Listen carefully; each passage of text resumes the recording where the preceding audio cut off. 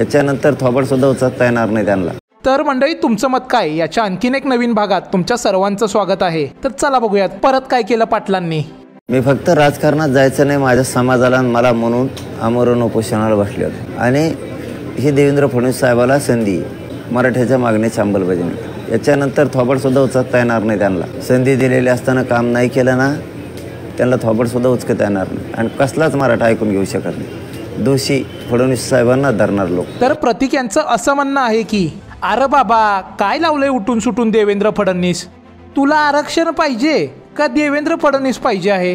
वाईट वाटलं.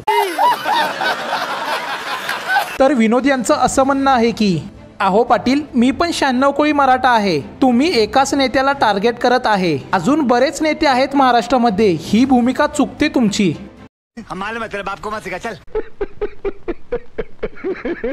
तर जयस्वाल नेबी यांचं असं म्हणणं आहे की तुतारीबद्दल थोडं तरी बोलावं. उठसूट फक्त फडणवीस. ज्या शरद पवारांनी संधी उपलब्ध असून सुद्धा आरक्षण देण्याची हिंमत केली नाही, त्याबद्दल तुम्ही काहीच का बोलत नाही.